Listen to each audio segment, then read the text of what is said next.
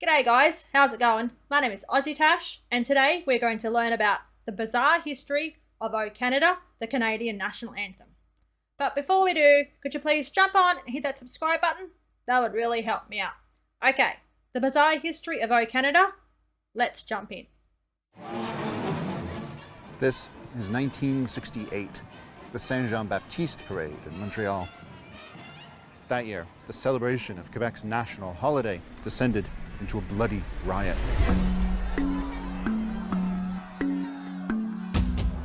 The violence began with the guests of honor being pelted by a hail of rocks and bottles, and in the middle of it all, Pierre Elliott Trudeau, the target the protesters are aiming for. Hold on, is that Justin Trudeau's dad? I'm pretty sure I've heard that Trudeau's dad was also a Prime Minister of Canada as well.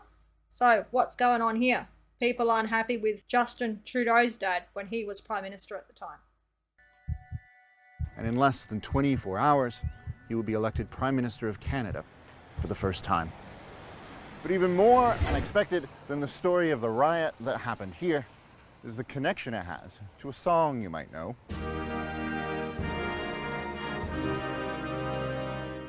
Our national anthem. So let's dive into the bizarre history of O Canada, a tale of two solitudes woven over hundreds of years. To do that, we'll need to go back to the beginning, to a time before the riots in Montreal, before the decades of unrest in Quebec, before Confederation itself, to a time long before O Canada was written. This is Canadiana.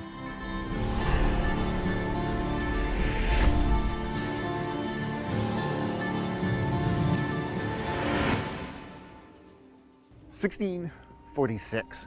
This spot on the banks of the St. Lawrence River looked very different than it does today. That's Quebec City over there. But back then, it was a brand new town of just about 30 houses. Those first few French settlers had come a long, long way to start their new city. This land had been home to indigenous nations for thousands of years, but to the French, this was a strange and wild place on the very edge of their empire. Their first winter here, nearly all of the original settlers died. Surrounded by danger, they took comfort in the traditions they brought with them across the ocean. On a summer night in 1646, there were bonfires lit by the first governor of New France. A Jesuit missionary read prayers, and cannons were fired in honor of Saint John the Baptist, Saint-Jean-Baptiste. Ah, Bastille Day. I remember learning a little bit about Bastille Day when I used to study French way back in the day at school. But yeah, so leave a comment. In Canada, do you still celebrate Bastille Day, or is it more just in the province of Quebec that Bastille Day is celebrated? Oh, Canada, was that always your national anthem? Leave a comment, let me know. I love William Shatner, as you all know. I've heard him reprise Oh Canada. Absolutely loved it. Why is it so bizarre? I guess we'll find out. The French had been celebrating Saint-Jean-Baptiste Day for more than 1,000 years. But in Quebec, it would take on a unique importance. And without it, O Canada wouldn't exist. But to understand why, it helps to fast forward 200 years and to head over there, into the city itself. By the end of the 1700s, Quebec City was home to thousands of people. The colony had been conquered by the British, and over the course of the 1800s, there were violent clashes between Anglophones and Francophones. Rebels tried to overthrow Quebec's British government. Francophones were demonized by prejudiced conservatives. There were riots, gunfights, and executions. Blood ran in the streets. And when Quebec joined Confederation, many worried that French-Canadian culture was in more danger than ever before. Saint-Jean-Baptiste Day had become deeply political. One of the rebels even founded a Saint-Jean-Baptiste Society. 1880 was going to be an especially important year. The society was bringing Francophones together for the first ever National Congress of French Canadians. And to mark the special occasion, they were going to commission a special song, an anthem. To write it, they teamed the city's best musician up with its most prolific writer. This is Calixa Lavallee, who wrote the music, and this is Sir Adolphe Basile Routier, who wrote the original French lyrics. Lavallee was known as Canada's first national musician, but his compositions had wowed audiences from New York to Paris. He'd even found himself fighting in the infamous Battle of Antietam, still the bloodiest day in American history. The man who wrote the music for O Canada was a veteran of the American Civil War. On the other side, you had Routier, the lyricist, who preferred to stay home and write poetry. Lavallee was a liberal. When he wasn't busy writing music about butterflies, he was composing satirical operas about colonialism. Routier was a deeply religious conservative. As a judge on Quebec's Supreme Court, he declared that it was perfectly fine for priests to tell their parishioners that if they didn't vote for the Conservatives, they would burn in hell. Okay, wow. That's a bit, isn't it? I don't really know a lot about the political history of Canada. I know there was a lot of fighting going back on when Napoleon was around and when they all invaded Canada back in, 1812. Still learning about that. But yeah, I don't know if politicians and priests can say all those sort of things, do you? Oh, it's a little bit iffy, isn't it? You can still find his religious views in O Canada to this day. Just take a look at the lyrics he wrote.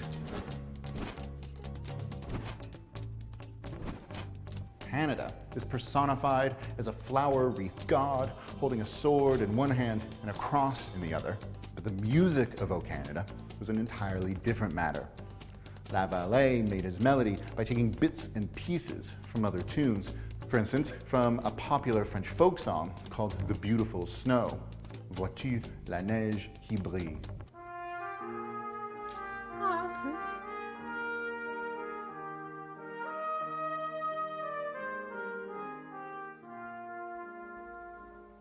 But more importantly, Lavallee took some of his melody from one of the most popular musical compositions of the time, Mozart's The Magic Flute.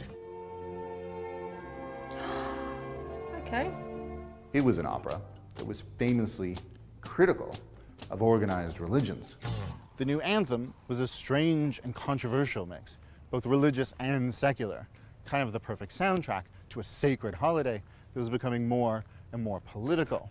Okay, yeah, so I can get why it's a little bit bizarre, a little bit strange, a little bit funny, a little bit weird, I guess. Like I said, I'm not all that familiar with all the history politically, religiously, when it comes to Canada, still learning it all.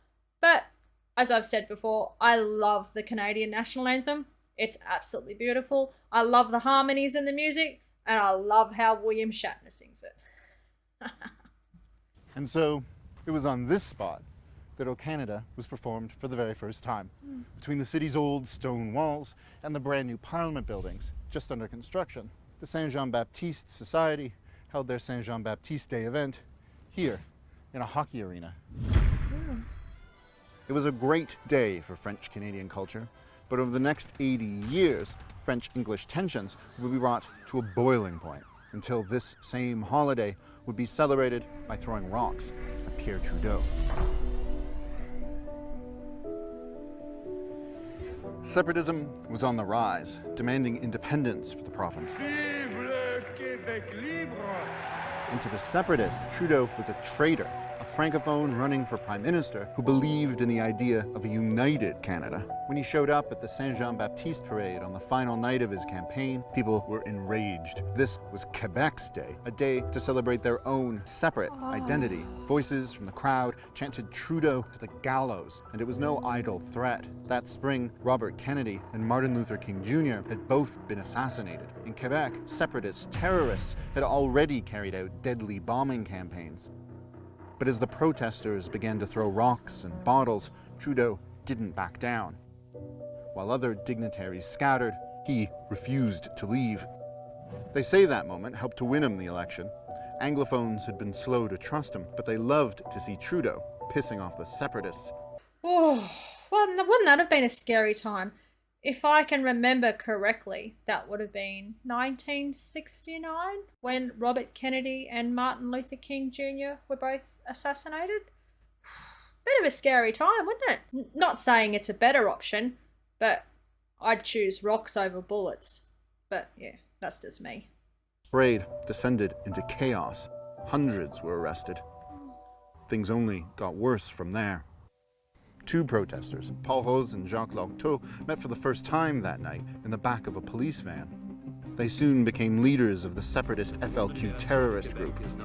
Just 2 years after the big riot, Rose and Locteau helped to organize the October crisis. A British diplomat was kidnapped, a provincial cabinet minister was murdered, and Pierre Trudeau, now the Prime Minister, declared martial law. How far would you go with that? How far would you extend that? Well, just watch me.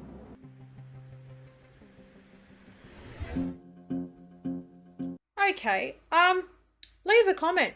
Do you remember these times? Do you remember your parents talking about these times? Do you remember seeing it on TV? Do you remember reading it in the newspaper? That's some pretty scary stuff going on there. He declared martial law. Quebec City. I think it's my understanding, correct me if I'm wrong, that they've had a couple of referendums or votes to become their own country. Is it? It almost passed the second time? Let me know. Not quite too sure about it. It's probably something I should look into. The battle between separatism and federalism became one of the defining issues of Trudeau's time in office here in Ottawa. Faced with a splintering country, Trudeau was determined to give Canada a stronger sense of its own identity. But more than 100 years after Confederation, the country still didn't have its own national anthem. And in the century since O Canada had been commissioned for Saint Jean-Baptiste Day, it had caught on with English-speaking Canadians too. It helped that the English lyrics were completely different from the original French. Practically the only thing the two versions have in common are the words O Canada.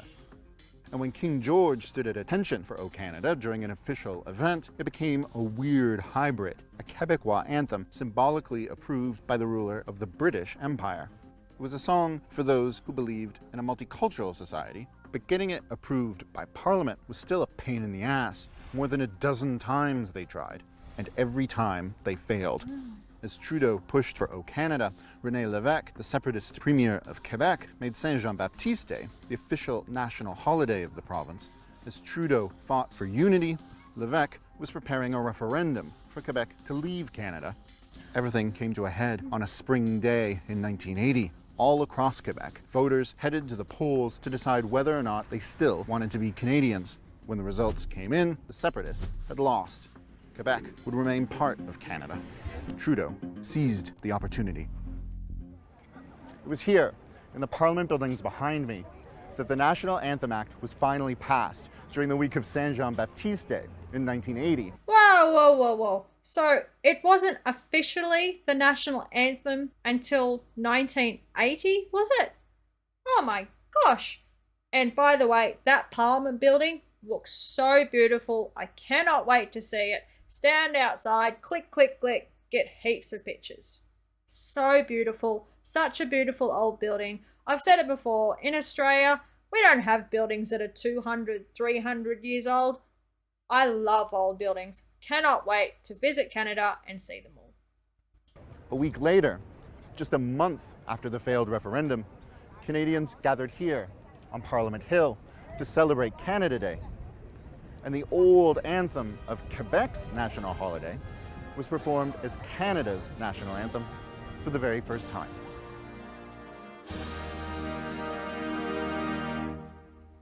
But that wasn't the end of the story. O Canada was born to be the soundtrack of Quebec nationalism, but Trudeau had transformed it into the anthem for the entire country. So Quebec needed a new song. This is where Paul Sauvé Arena used to stand in Montreal. And on that night in 1980, the night the referendum failed, René Lévesque was here. As it became clear the quest for independence had fallen short, at least for now, he stepped out on a stage in front of a disappointed crowd of more than 5,000 people. Some were crying, some were flying the fleur-de-lis. They gave him an emotional ovation that lasted more than 5 minutes. And then they started singing. It was a song called Jean du Pays, written by separatist folk singer Gilles Vigneault, who first performed it on Saint Jean-Baptiste Day. 100 years after O Canada was first performed, thousands of defiant voices were singing a new anthem. It was, Lévesque said, the most beautiful moment of his life. Leave a comment. Is there still all this tension going on between Quebec and the rest of Canada? I've been learning a little bit, but just not quite too sure. Does Quebec have its own little anthem thing going on? Do they celebrate their own day? Or do they still stay with Canada and celebrate Canada Day? Stuff I need to learn about. Send me link suggestions of videos that I can look into. Would really appreciate it.